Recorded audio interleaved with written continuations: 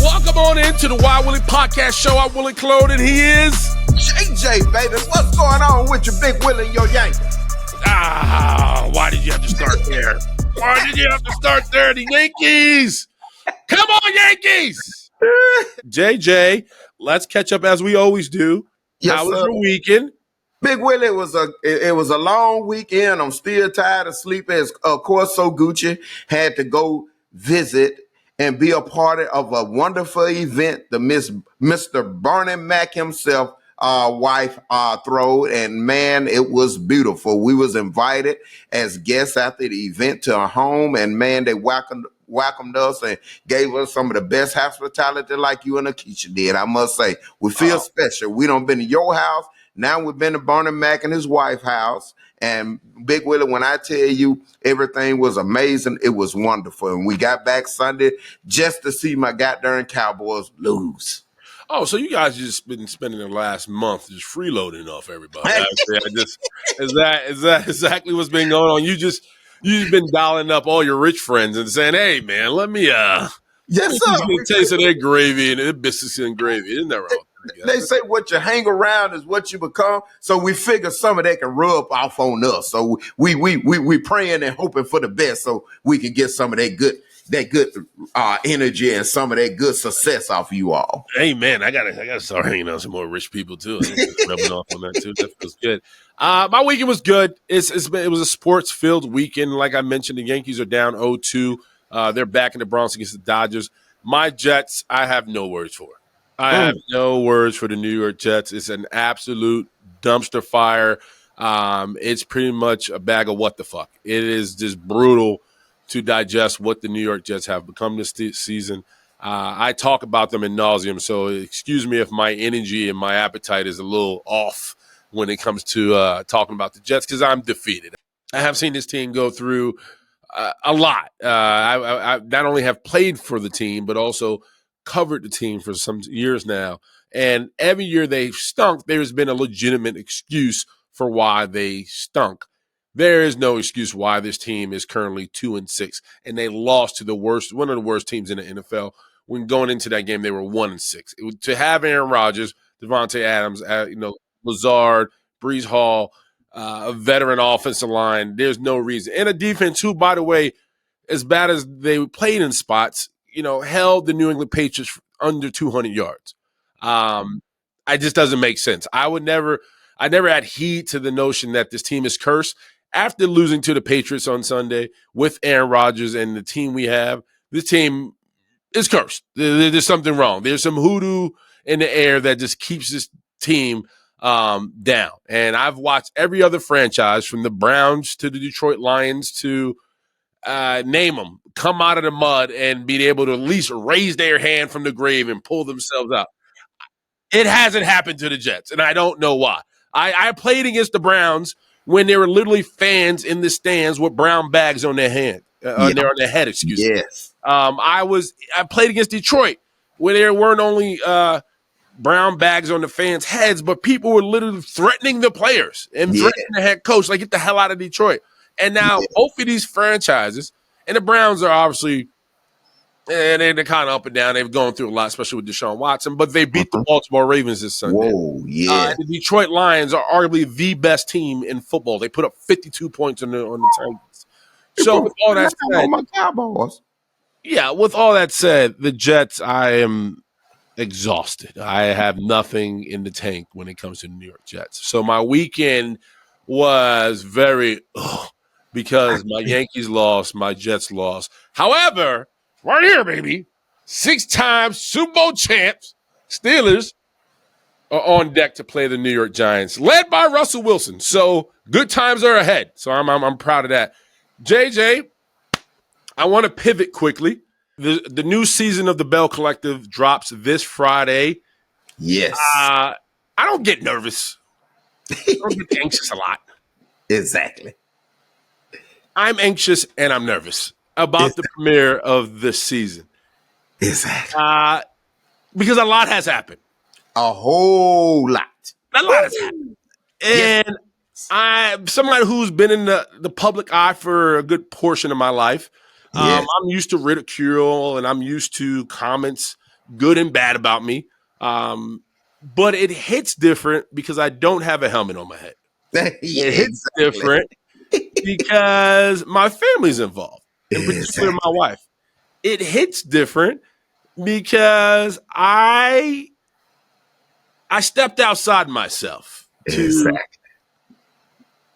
keep it all in house. And so, with all that said, man, it's going to be one hell of a season. Woo! JJ, what do you have to say I'm about? I'm with you, Big Willie. It's different because for now, everybody's been waiting on the X to finally make an appearance. Yeah, And of course, she's making a big appearance. yeah. And like you say, it hits different because people don't understand. We sit here and we shoot all these episodes, and we don't know what's being shown. We don't know what the other people are saying. We don't know, goddamn, what they doing. And they think just because we filming, we already know everything going on. But what they don't know is we only filming our part and our scenes. But Mhm. we got to look at the show just like everybody else and figure out what has been said and done. So we're new to this just like everybody else, and you never know what you're going to expect or what you're going to see. So like you say, it's nerve-wracking, and we ain't got on helmets, Big Willie, and it's hitting a different way. But goddamn it, one thing about it, we can handle it, Big Willie, Oh because yeah, we got to deal with this situation. 100%. I do agree with that. I do know that as we continue to grow within this reality space, it becomes more real. Ooh, yes. It's like it's like you might go into it one way and say what you won't do or what you won't say, but for some reason it feels like you just reeled into doing things that you normally wouldn't do or say. And for you know it's like you said, dang, what's this actually becoming real, It's other than becoming what I was expecting to say or do. It's like it reels you into it when you're not trying to be reeled into it. It's like you're feeding something that you're not trying to feed. And for you know it, it's like you caught up and don't even realize you caught. First of all, you just described a monster that just like I had like three visuals of a monster growing or something. Yes, that's exactly what it is. Like a monster growing. Something you creating and you don't even realize what you create. It's interesting because I think a lot of people who have seen us on the Belle Collective, and I'm meaning you and I, will always kind of say you guys are maybe out of place because of how we hold ourselves and what we choose to get into, what we choose not to get into. Mm-hmm. With all that said, man, it's going to be a hell of a season. Woo. I expect everybody to tune in and watch it. I think they're gonna Uh, get everything they wanted and didn't want on this right here. If they wanted any kind of spice and entertainment, I don't think they're gonna be able to walk away from the TV, Big Willie. it's going to be a fun. It's going to be fun on Friday. Yeah. It's going to be. It's going to be fun. All right. Let's take a break. Come on back. Wild Willie Podcast.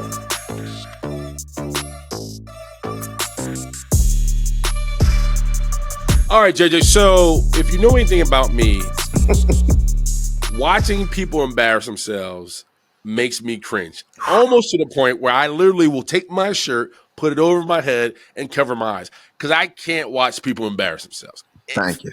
And an array of like, I just can't watch it. Like, it doesn't matter how small, how big, who, what, when, where. If I see somebody in a place where they look like they're about to crumble or having a meltdown, I Yeah. can't take it. I just can't take it. Mm-hmm. Well, I saw something on the internet that I just gotta let you. You gotta be. I guess you're gonna watch it.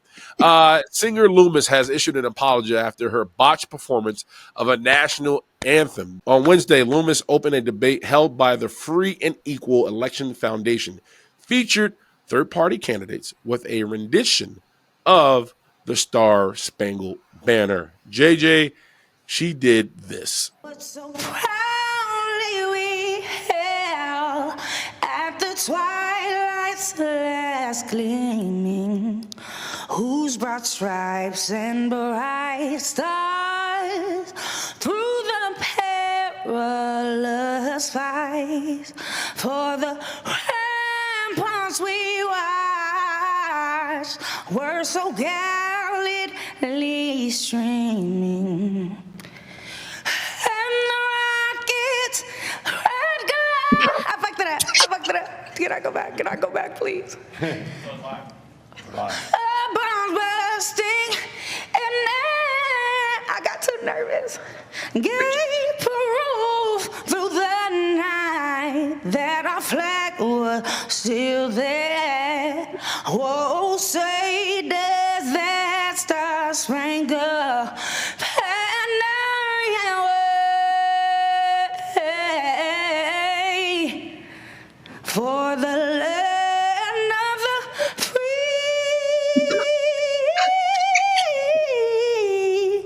and the home of the brave.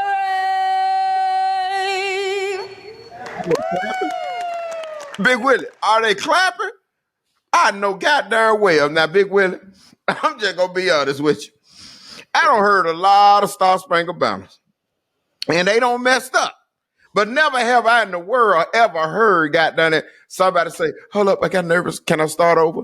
Hold JJ. up. They say, "No, we lied." The producers say, "No, we can't start over."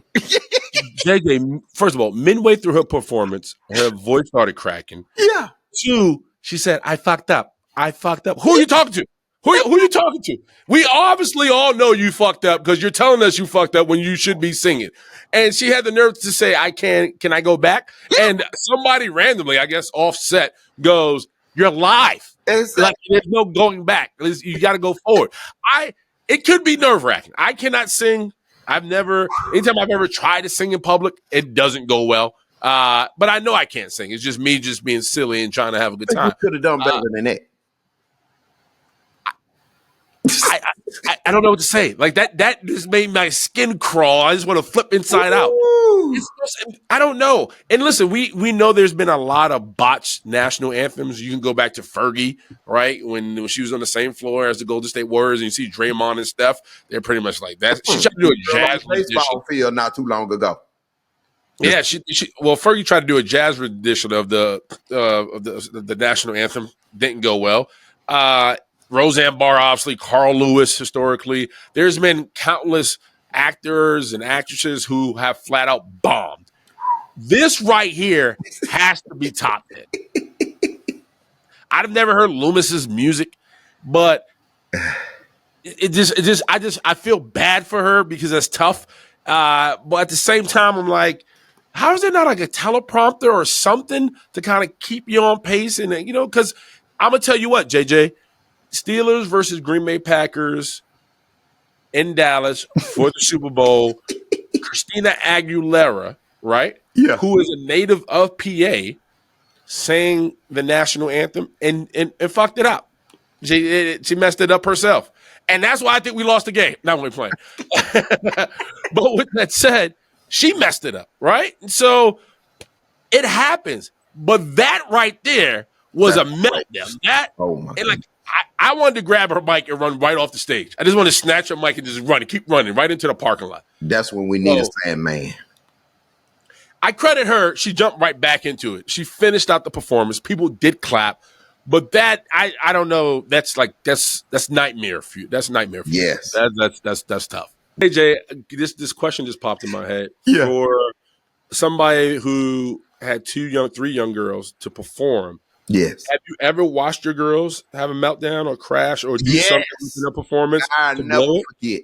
My daughter Star got done and they was in a battle and she had to go. And one of the things we always say, it don't matter if you know what to do and you're battling or whatever, you never pause, stay still. You always do something. Don't freeze up and don't got done just have a meltdown. And she did that. And Big Willie Claire got done it. I think I chewed her out, boy. What did she do, Jay? She it's like the girls were battling. It was time for her to go, and the girls on the other side must have did something. In her mind, she must thought well, dang, I can't touch that. But you don't just sit there and don't do it because you think you still go out there and do something. You don't let a person know that you got intimidated and they won because by you not doing nothing, you just basically giving it away. I don't give a darn if you got to go out there and just do a cartwheel and jump back like, at least you did something, goddamn. You don't just sit there like your mind on went blank, like you ain't even there, like you invisible. They can't nobody see you. And boy, that was one of the most goddamn embarrassing goddamn moments ever. I'm like, baby, you representing daddy. You representing me. What you give out there, it speaks of us, a family. You know, you when you do something, Big Willie, when you teach your children, you be like, baby, everything you do, it comes back to me. So even with respect out there, everything you do, if you go out there and you're not acting accordingly, it reflects back to the parents. So I teaches them that you go out there and do what you got to do because anything you do in life is a representation of your parents. I just can't imagine JJ. I can tell your blood pressure still.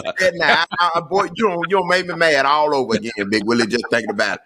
We have the legendary, my brother from another, my dog, the one who I really have a lot of respect for, DJ Pete Rock, is coming up to talk with me and JJ. Come on back to my Willie Podcast.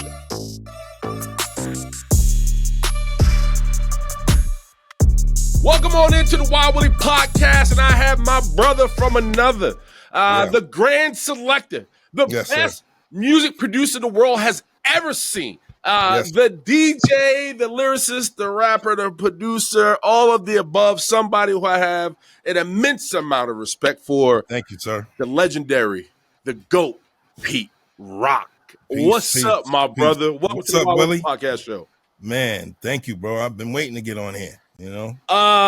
Listen, it's weird. One, because obviously I'm a fan of you, and I told JJ that me and you have an interesting story, and I want to tell the story.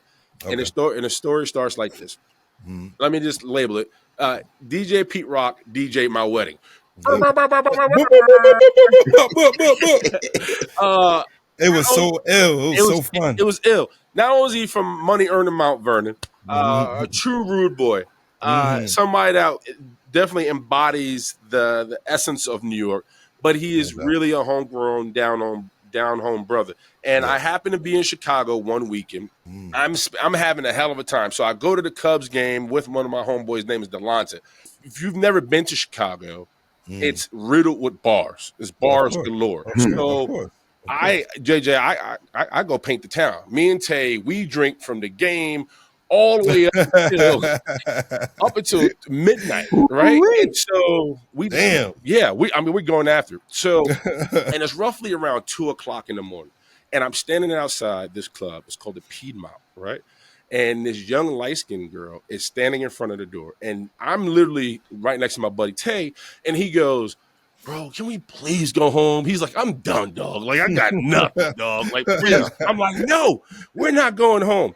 The young lady sees us talking, and she goes on to say, "Hey, won't you come in?" I'm like, "Nah, I don't know about that." She goes, "We're filling up quick. You should come in." I'm like, "Nah, we'll figure it out." Her next sentence is, "Well, we got DJ Pete Rock performing." And I'm like, got me, right? But so this is the catcher. She goes, "We're out of tables. You waited too long." And she goes, "And all I can do for you is offer you a bottle of vodka, and we post you up at the bar." I'm like, "Bet." I look at my boy Tay, and he goes, "No, I told you I'm done." He's like, "Bro, ain't got no energy for Pete Rock." Bro, he's like, "I'm done. We've been out since 12 in the afternoon. It's the next day." He's like, "I'm too old for this shit." I'm like, "Shut up, be a man." We're going inside. We go inside. We at the bar. Pete, you go on to put on one of the illest sets I've ever heard with my black ears, right? Thank you, bro. Thank you, bro. Right? And then what's so ill about it, you brought out CL, who I didn't expect, right? And y'all did y'all thing. Yeah. And I remember being fired up. It's like 4 o'clock in the morning. I walk to the stage, and I don't know if it's Chris, your manager right now, or some brother. Yeah. But I'm like, "Hey, I'm like, hey, dude." I was like, "Hey, I need to talk to Pete Rock." And the brother was drunk, fired up. I'm fired my God. So the brother goes on. He goes, "Who are you?" right? So I could know he's from New York because only New Yorkers say, "Who are you?" Yeah, Right? He goes, "Who are you?" I'm like, "I'm Willie Cologne.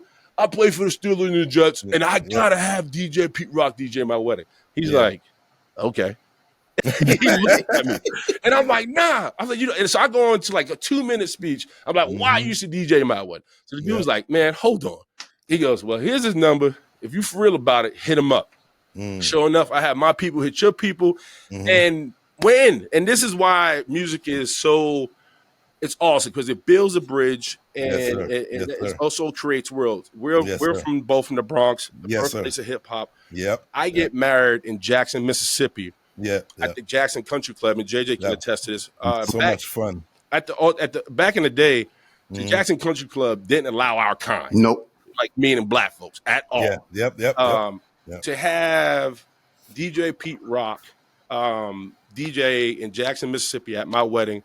In Mississippi, which is known for the blues, hip hop blues, Jackson, Mississippi, to finish the night out with DJ Pete Rock is one of the most iconic moments in my life. And was there a lot of people from New York at your wedding? Yeah, we had everybody. Yeah, they have never. I was rocking it. Yeah, I was rocking. You was killing. So I just want to say, man, that's how I was able to get DJ Pete Rock, the iconic DJ Pete Rock, in my wedding. And what's wild about it, man. People don't remember me saying I do, but they do remember Pete Rock being there. So you're trying That's to crazy. tell That's me crazy. that you got that about Pete Rock to the Jackson Country Club where all the white folks at. All the white folks sit there and walk down the street with their dog and everything, and you got all of us pulling up at the country club, Big Willie. I know they got done. It was out on the watch, got done the neighborhood watch that day. They got a taste of black that night. I want to get right into the current state of you, man. You have a joint project with Common out right now, the Auditorium Volume 1. Yes. Why did this take so long? Why did this masterpiece take so long? What inspired you to do this with Common? Well, I mean, we're both kind of in the mix with, staying busy and stuff. So, me and Common been friends since like 90, 1990. And, sometimes in our lives, we go different paths. He's an actor. I'm just where I'm supposed to be, in the studio a lot, moving around on tour, stuff like that. And we just decided to get together one day, and he heard some of my beats recently, some recent beats, and through a friend of mine, well, both of our friends, his name is Kareem Riggins, and he played him some of my beats, and Common was like, "Yo, let's get in touch with Pete," and then from there, that was it. From there, we just went forward, bro. You know what I'm saying? You guys both have beautiful music minds. Both have done amazing things within your career. Thank you. How competitive did you guys get with making this project? You know what? We kind of didn't really think about competition. We kind of just went in there and did what we wanted to do. And, something like with us, guys from the 90s, the talent is so natural. It's just like, we don't put those things in mind when we're making music. Sometimes we just making it, and then it just comes out to sound competitive, but we really just doing what we love. You know what I'm saying? And Common, he's different on this album. He just sounds different. His whole energy is different. And with the beats, I just kind of mixed in today's sound with my sound, with what I be doing, and that's what you hear on the Auditorium.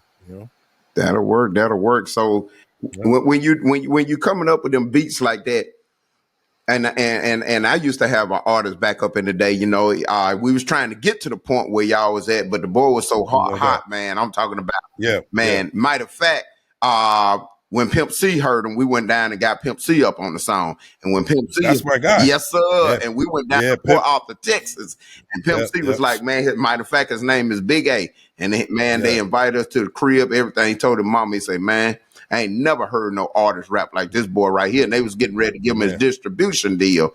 And he was going to be like one of the ones that he signed, to his distribution deal. But unfortunately, things happen.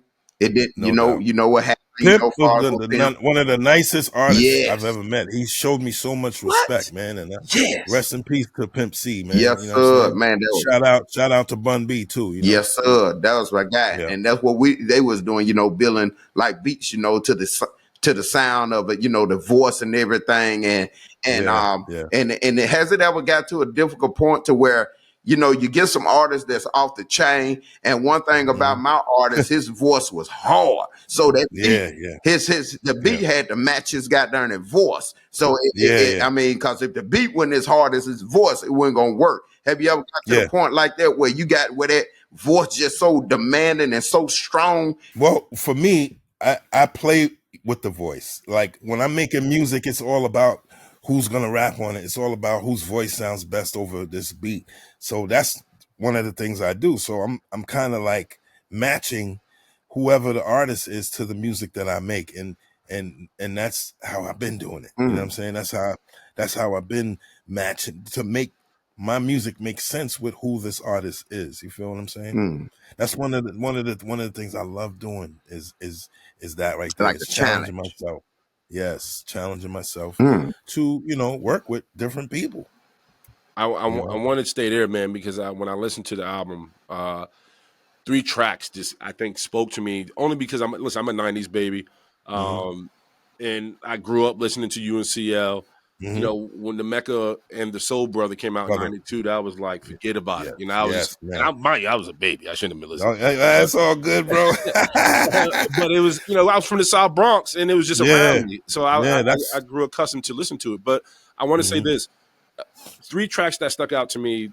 Wise Up, just it makes me feel like that's Bronx. I feel it when I hear it. I know it. That's the Bronx talking. Man, that's all New York right there. That's crazy. All kind of ideas. Yes. Caught me in my tracks. Yes. And everything's so grand. Wow. I like to say is one thing. Like that's one of my favorites right there. Well, that's where I'm going. The reason that's one of my favorites is because it feels like at the end of a work week, you're sipping on something, you're turning off the world, and you let that go. And you letting it chill. And that's what it did to me. As soon as I heard it, I'm like, this is a Friday, end of the work, pour yourself some yak, smoke some, and just turn off the world. And chill, bro. Chill. And that's it. I thought you and Common did a great job. Thank you. Blending minds, blending sounds. Obviously, your jazz, fusion, your makeup, like it blows through this album. Common did a great job of, and maybe it's just more a testament to you of just staying out the way. I think you guys it didn't feel like you guys, and I think that's why I kind of posed a competitive question. Oh, we bumped heads doing this album. We definitely bumped heads. Okay. See, that's what I was trying to get through because I hear Common, but I feel you. Yeah. And maybe that's just a bias thing because I know you. So well, he's great. He's an artsy type of dude. We had we butt heads on the album title and something. One of the songs called "A God There Is." Yes, that's with Jennifer Hudson, right? What was so sweet about it was like we're grown ups now. Like we grown. Like so, it's like, all right, maybe I'll see it his way, and he's probably like, you know what, maybe I'll see it Pete's way, and then we just come to a head and be like, yo, all right, let's go with the Auditorium. We'll do that. So why the Auditorium, Pete? I wanted to test out the title and say it on Wise Up. I kind of one of the records we did. I was saying it. I was saying it at the end of the joint, and he was like, "Well, if you didn't like the Auditorium, you're saying it on the song," because I was just trying to feel it out to see. And then I waited a few days and lived with it, and then came back and was like, "All right, let's do the Auditorium." And he was happy. And that's one thing I noticed about a producing artist is one thing they're gonna do is argue. But you get that, you do, but people don't realize when y'all going in and stuff, and you got people on the outside looking at it, they be like, man, they crazy, but they don't realize making everything work.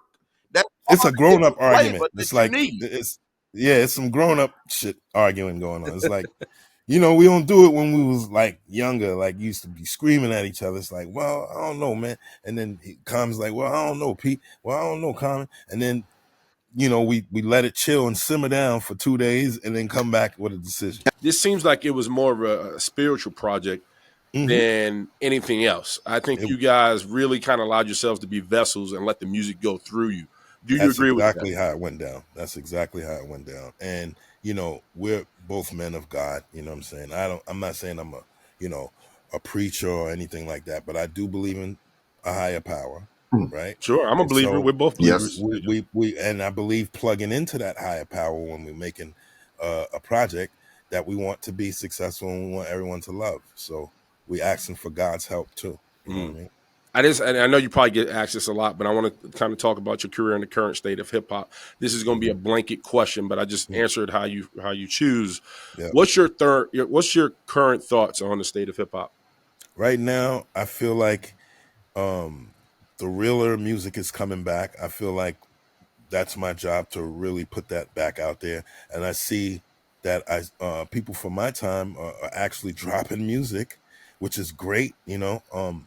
I feel like with the young, that drill stuff and all that, that's going away. Right. That ain't that to me, not to be super judgmental on the youngins with that, but that music doesn't inspire. So you have to really change it up and do something that people are gonna love. Lyrically talk about something that people could grasp onto, because this is reality, man. This is life, and so I just incorporate what the youngins do, what I do together. Because we all have to be together. Everything has to sound.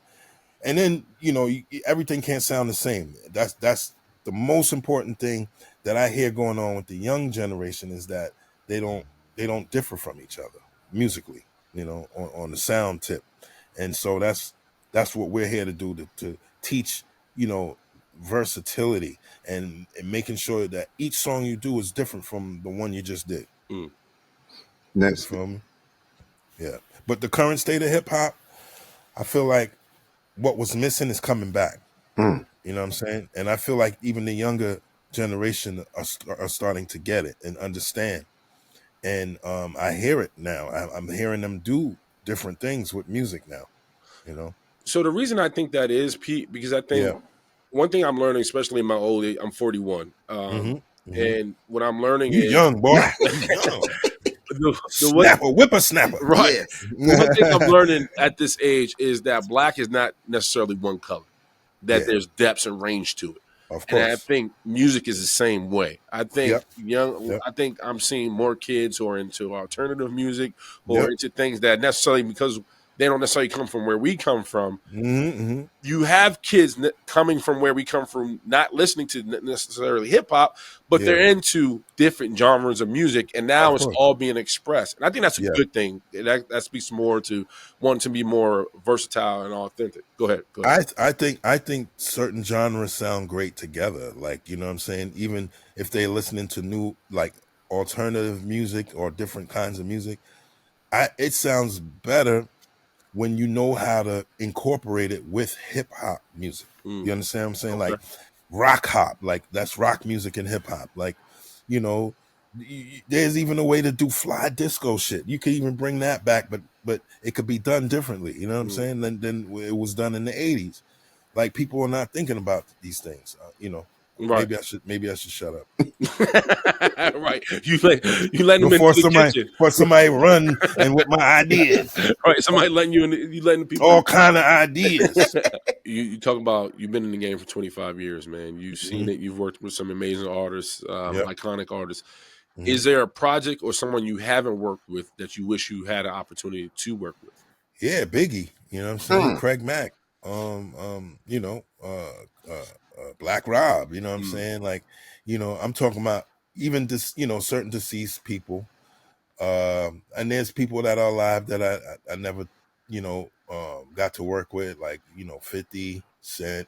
Um, who else? I mean, there's a lot of people, like, even I think what's his name is dope. Oh, Joey Badass. Oh, I love Joey Badass. Yeah, For Joey, sure. he been on my bucket list to work with. Mm, So, and then these new guys that I like, that I'm hearing, and I got my own artist. His name is Amir, aka AMXXR, who we did a mixtape. If you want to download it, it's on SoundCloud. It's called 21 Grams, and it's free. dope.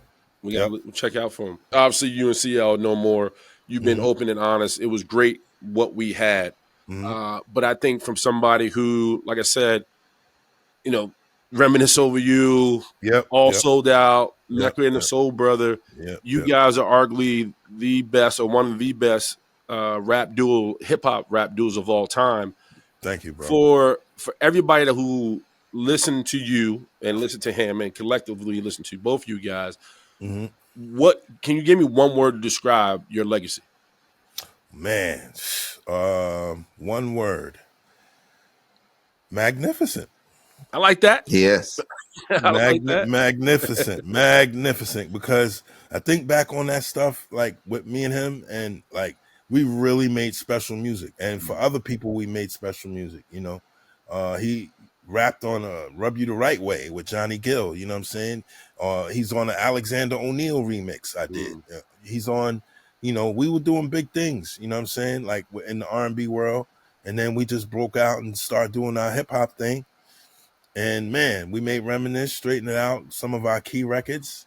And our best record, I believe, is Troy, of course, because everyone can relate to a song like that, Just put it on and people stop. I don't care where you at. You could be in the lobby of a state building. You could be on the street next and on a bus stop. You can be in the classroom. That song drops. It just it sets the vibe for the song that's being played. And even though we're not together, it's like, life doesn't stop for CL Smooth. Life doesn't stop for Pete Rock. There's still more to do, but he's just doing him and I'm just doing me. And that's it. You don't give enough credit because you were on his project Twisted Dark Fantasy, which I think is one of it goes up there and one of the best hip hop albums. I think so to have you a part of it, you don't get enough credit for your work you did on that. I'm happy I was a part of that, and I was really like happy to hear Jay-Z rap over my beat finally. We never did nothing ever in life, and I heard him on The Joy, and I was just like, wow. Thank you, Kanye. One thing we know about Dope Fiends, when they hit that first hit, they still taking they got darn high, and they never got darn find it. And I just had to say that to say this as a producer for over 25 years. Is there a project or something you haven't accomplished that you would like to, and a sound you haven't experiment that you would like to do that you still chasing, that you can feel, but you just ain't got it yet? Well, God willing, I'm doing it right now. Wow. Work a R&B project with someone. I don't want to say the person's name. I thought we was gonna have an exclusive. No, because I'm telling you, this if it goes down, this shit is gonna be ridiculous. Y'all heard it.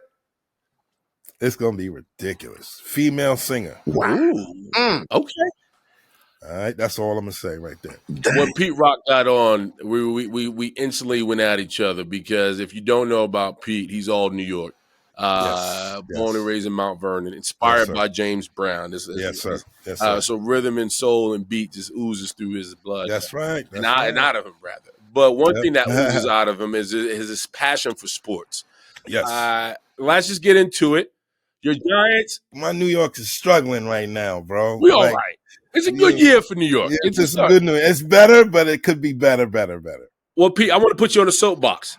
Okay. You as a diehard Giants fan. Yep. What is wrong with the Giants in your eyes? I think the GM, for one, not saying anything bad about him, but I'm saying nothing good about him. And I feel like if you believe in a guy like Daniel Jones over Tyrod, who's a starter, you have Tyrod come to play backup for a guy who plays like a backup, not a starter. That's in my opinion. That's just my opinion. I feel Tyrod should have been our starter. I don't think people would push back on that. Listen, Daniel Jones won that one playoff game against Minnesota, got the contract, was banged up, got hurt, and it was just ugly from there. It has been awful. But when we had Barkley, is the only time we went 6-1. Yeah. You guys should never let go of Saquon Barkley. He was the heart and soul of the team. He was the face of the franchise, and time after time in the media told the world he didn't want to go. He didn't want to leave. He didn't want to leave. But they pushed him out the door, and listen, he got Malik Neighbors, and that's dumb. Now Saquon's on to have an all-pro year, and he looks absolutely marvelous. And he ran the Giants over. Right. He looks marvelous. I was happy. I was happy for him. I think most people are. I think most people are happy for Saquon. Your Knicks. Talk about your Knicks. Well, okay, nobody's happy about the Randall trade and losing DiVincenzo. I'm actually mad that Dante's not with us no more. Sure. But I'm gonna give it a chance, man. I believe in Cat. I like him. A lot of people, the big bodega. Yeah, but he's doing good. I like that. We needed that Pacers win though, because last year was just whack. We was all hurt. We couldn't go at them like we just did the other night. Yankees tonight, 8 o'clock start. Yep. What did you think about Ice Cube coming out? I heard him. I started to DM him. But me and DJ Pooh are going at it. Me and DJ Pooh, he's West Coast, producer, dope producer. Me and him going back and forth. And it was funny about, because I'm like, damn, the Dodgers, we could beat these dudes, man. We could beat these dudes. But, that's the only person I'm rivaling with. But I think I'm going to drop Ice Cube a DM. If you was to have a pick an artist to set the stage out of New York, who would it be? Jadakiss. Okay. Jadakiss. Okay. They gave the ball. They gave it to Fat Joe, to my understanding. He's the Bronx. He's the Bronx, so they got to give it to the Don. I don't have a problem with that. That's warranted. You know what I'm saying? But as far as I'm just thinking of like dope MCs and shit like that. You know what I mean? Last out of me, DJ Clark Kent is no longer with us. I know he was close to you. You guys were close. Let's just leave it at that. I wanted to give you the platform to say some words on him. I've known him since I was 13 years old. I mean, I was introduced to all the New York clubs from a youngin' because I used to DJ with Marley Marl at a young age since I was like 13 on the radio. And so after the show, we go clubbing.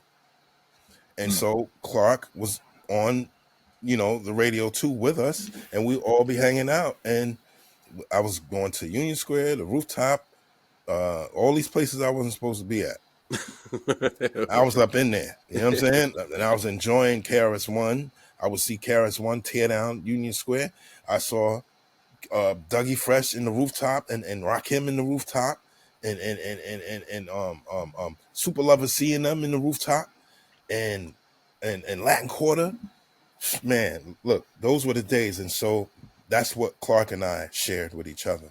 And besides the DJ, and I used to take the train all the way from Mount Vernon to Bed-Stuy just to DJ with him, just to practice. He had all these records in his house, these crates, and he had the perfect DJ setup, and it just felt really good going over there. You know what I'm saying? And that's how far we go back, man. And that really took me out, man. JJ, before we get Pete out of here, because it's about game time is upon us. He got the Giants and now he got the Yankees, so he's probably got two TVs. Yep.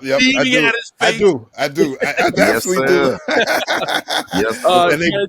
You got everything for the GOAT before we get him out? I want to know about him being the coldest DJ. One thing about artists is they always want a cold producer to put out a track. And what I want to know, and everybody listening and hearing this right now, are there any current rappers, new rappers that you want to work with or that you respect in terms of the work that you are putting out? That that you wouldn't mind, working with as well. Of course, lots of them. From Cole to Kendrick. I know those are the first two MCs certain producers say, but it's just like they're so demandingly dope. So, you know what I mean? I say them first, and then whoever else wants to work with me, I'm willing. Yeah, I heard it right here. Like that. Yep. I'm gonna get you out of here, brother. I can't thank you enough. Seriously, man. Thank you for taking the time. I know you're extremely busy. Yeah. We both sports heads, but being a kid from the Bronx, grew up listening to you, to having a relationship with you, talking to you, to have you DJ my wedding. Yes. You've almost forgot how much fun I had at your wedding. I know, man. I'm forever in debt to you because of that, man. So thank you, brother. I got so much love. I love you. I love your work. I love everything you represent. Yes, and I know your project is going to get a Grammy. I feel it in my stomach. So pray for me, bro. Pray for me, bro. I got you and Common. You guys put on a masterpiece, and I'm really proud of everything you got going on and who you are. So thank you for being on my show, brother. And we look forward to seeing who this female is. Watch. I'm telling you. Yes. Woo. Thank you to the legendary DJ Pete Rock for jumping on the Wild Willie podcast show. I'm Willie Clone, and he is JJ, baby, and we'll see you next week. And tune in to Belle Collective this Friday. Go and watch Belle Collective this Friday. Go and watch.